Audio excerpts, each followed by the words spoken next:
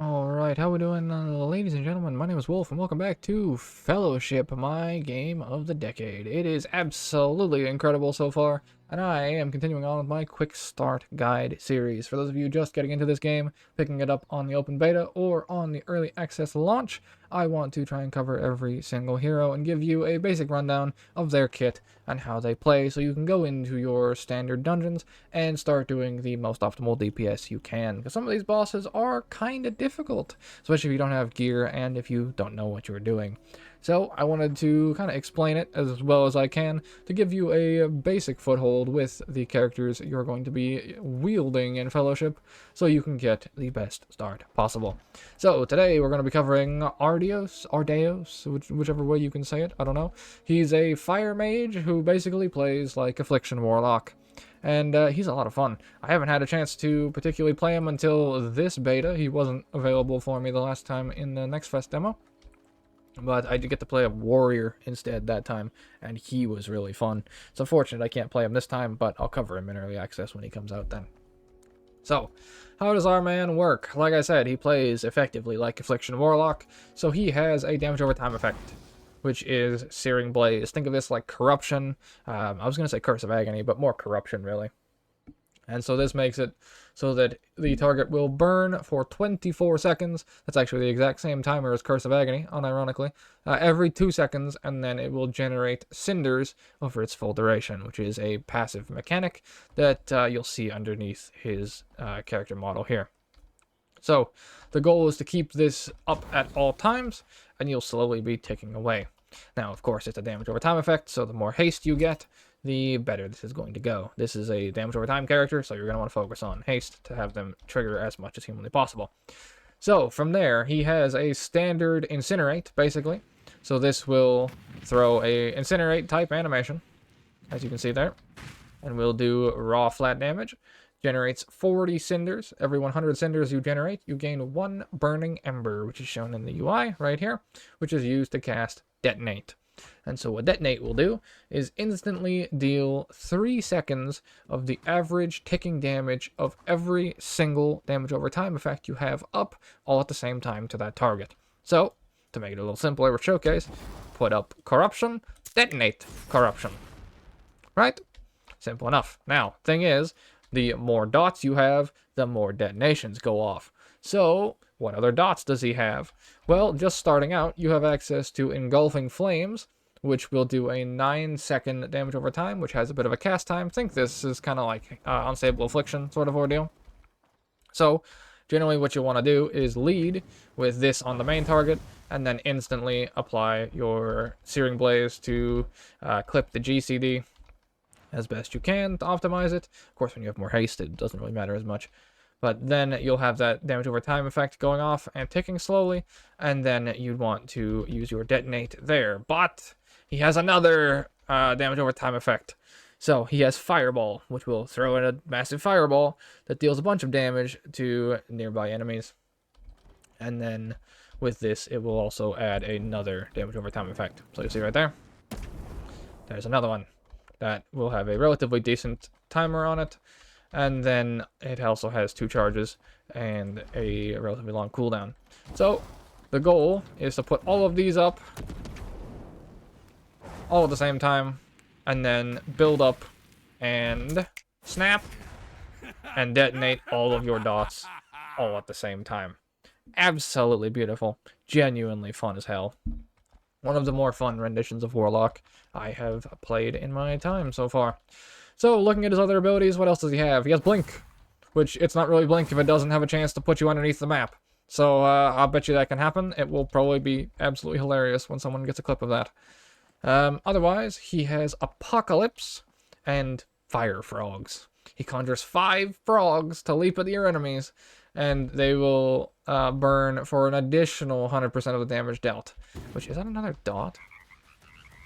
Oh my god, the frogs are another damage over time effect.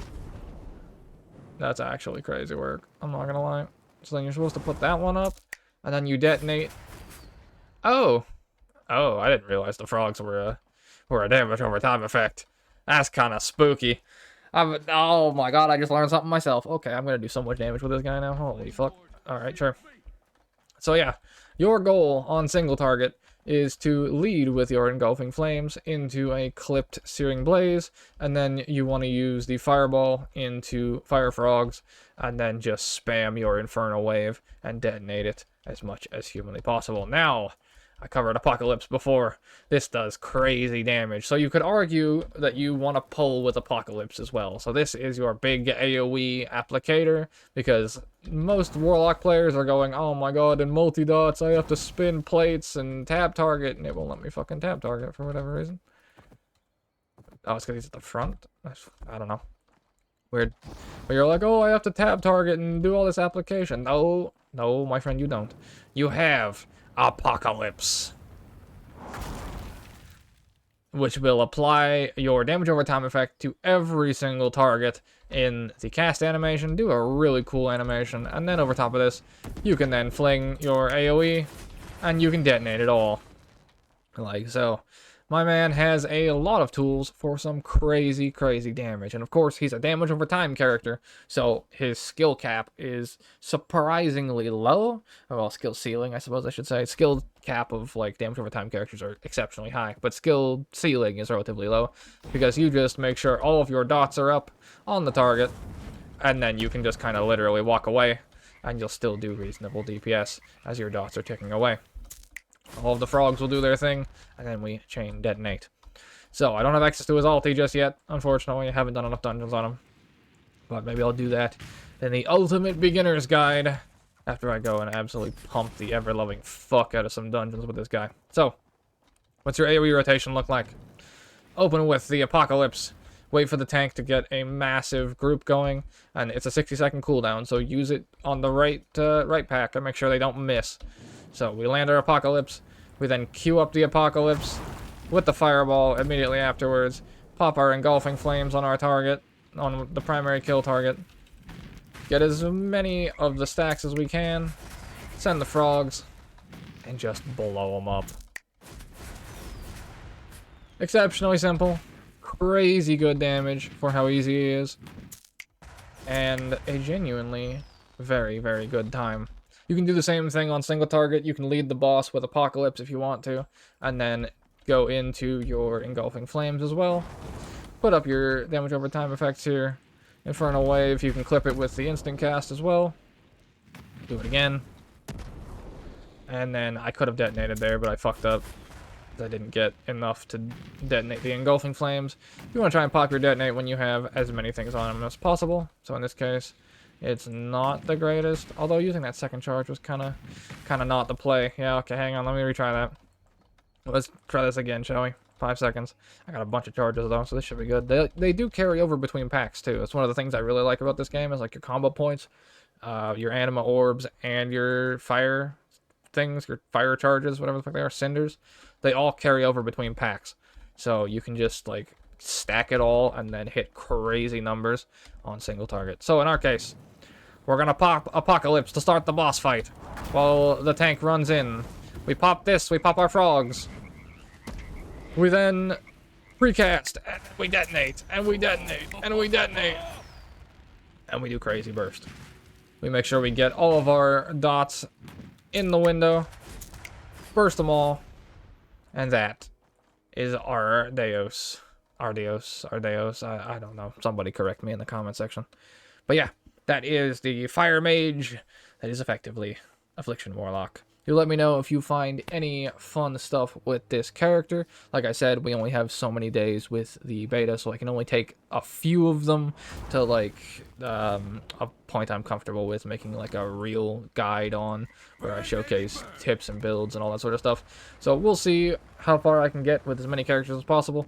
But if you find anything cool and I don't get back to this character, do feel free to leave them in the comments down below. How I would think to go about building him, I would definitely say haste over pretty much everything.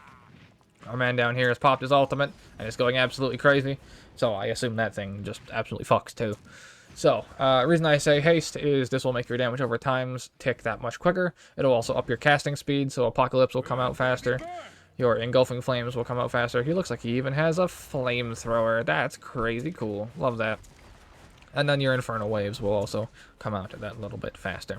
So, I would suggest going for as much haste as possible.